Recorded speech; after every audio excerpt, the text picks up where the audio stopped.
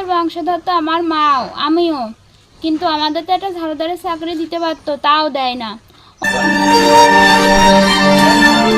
আপনারা এখন কিভাবে জীবনযাপন করেন, কোথায় থাকেন, আর কিভাবেই বা সংসার চলে?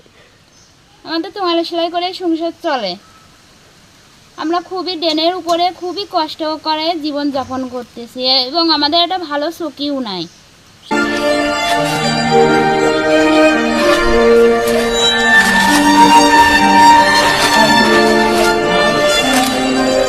সামান্য একটু ফুটে জায়গা, বৃষ্টি আলে পানি ওঠে, সেই পানি পরে কাটা লাগে বালতি ভরে ভরে।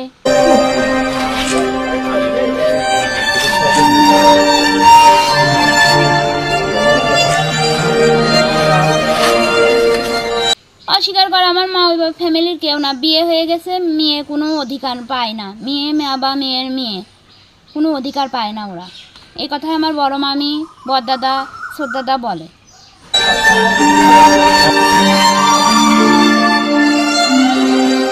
আমার ছোটদাদা বড়দাদাই বলছে, দেবাশিস এবং দিগঙ্কর মজুমদার, তারপর আমার বড় মামি গীতা মজুমদার, এরা বলে, ওদের পর বলে যে ওদের চাপ সৃষ্টি হতে পারে, তোমরা ওদের চাকরি দেও না, ওরা আমাদের পরিবারের কেউই হয় না।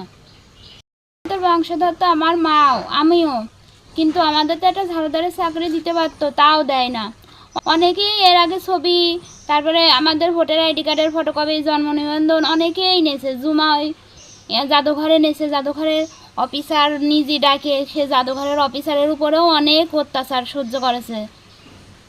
দুটো না তিনটে অফিসার আসে আমার বাড়িতে, আসে বলেছে, তারপরে তাদের উপরেও অনেক অত্যাচার নেছে, বলেছে ওরা আমাদের কেউ হয় না, তোমরা যদি ওদের করো তোমাদেরই চাকরি থেকে বরখাস্ত করবো। আমার ছোটদাদা বড়দাদা বলেছে।